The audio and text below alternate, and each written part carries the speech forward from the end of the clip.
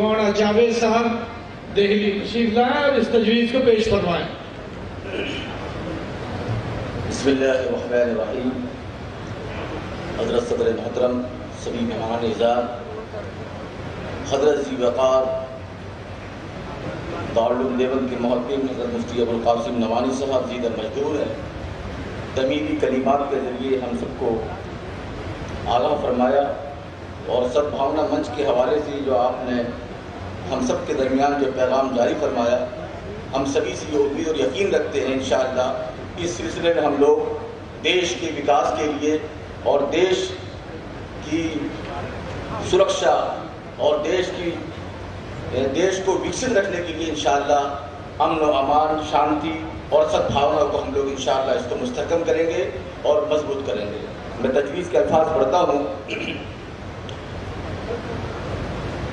جمعیت سدبھاونا منچ کو مستحکم کرنے پر غور۔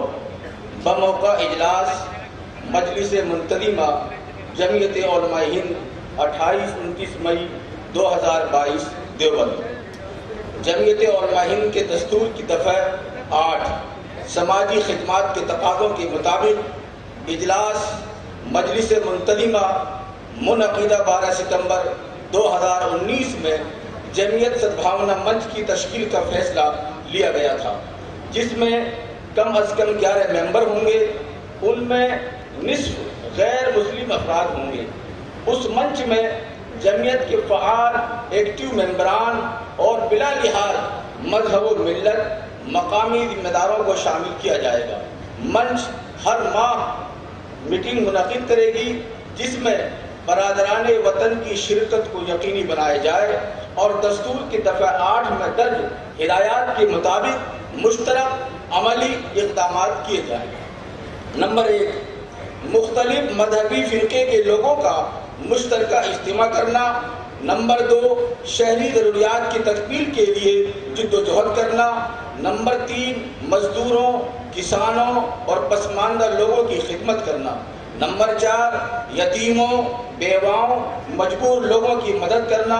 نمبر 5، منشیات اور جنسی بے راہ روی کی روک تھام کے لیے اجتماعی جد و جہد کرنا۔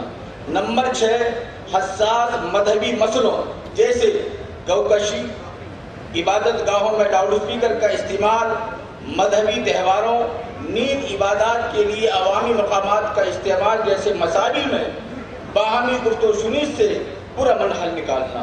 نمبر 7، ماحولیات کے تحفظ جیسے شجرکاری، پانی کے استعمال میں احتیاط اور گندگی سے علاقے کو پاک کرنے کے لیے مشترکہ جد و جہد کرنا۔ آج کے مخصوص حالات میں یہ اجلاس جمعیت علماء ہند کے ذمہ داروں کو متوجہ کرتا ہے کہ وہ اس تحریک کو مستحکم کریں اور بلا تاخیر اپنے اپنے علاقوں میں جمعیت سدبھاونا منچ کی کمیٹیاں تشکیل دیں۔ جمعیت علماء یہ بھی اعلان کرتی ہے کہ وہ دھرم سنسد کے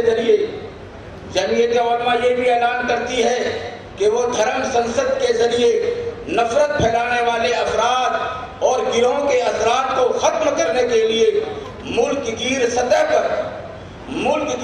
پر کم از کم 1000 سدبھاونا سنسد منعقد کرے گی۔ کم سے کم 1000 سدبھاونا سنسد منعقد کرے گی، جس میں سبھی مذاہب کے 62 افراد کو مدعو کیا جائے گا۔ شکریہ۔